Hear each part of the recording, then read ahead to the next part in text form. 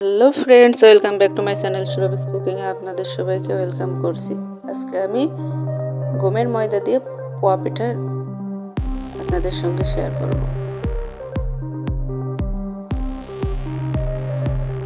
প্রথমে একটা বোল নিয়ে নিলাম, এবার চালের গুঁড়া নিয়ে নিলাম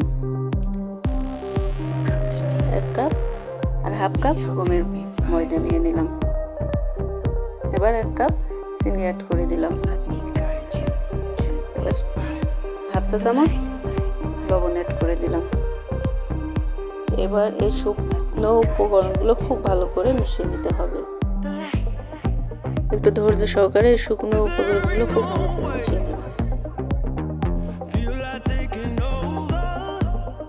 এবার আমি হালকা গরম পানি দিয়ে এই ডোটা তৈরি করে নেব।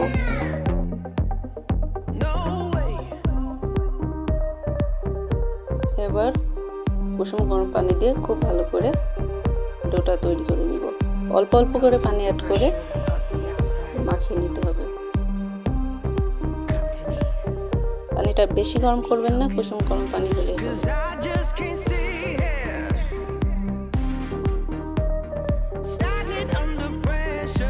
অল্প অল্প পানি অ্যাড করে ঘন একটা ডো তৈরি করে নিচ্ছি।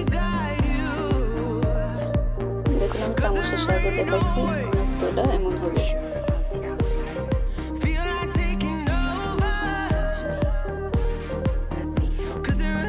এবার আমি প্যানে তেল গরম করতে দিছি, তেলটা গরম হয়ে গেছে। এবার আমি পিঠাগুলো দিয়ে দিব।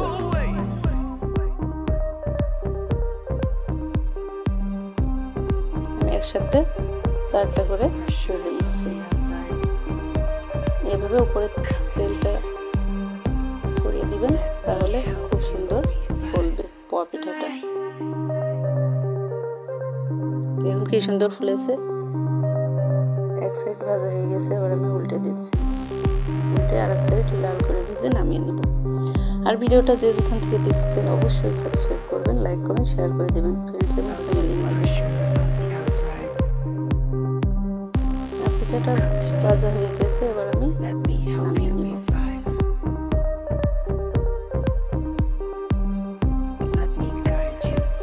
এবার আমি পরিবেশন করে দেখাচ্ছি। দেখুন, আমার পিঠাটা পারফেক্ট ভাবে রেডি হয়ে গেছে। এটা খেতে দুর্দান্ত লাগে।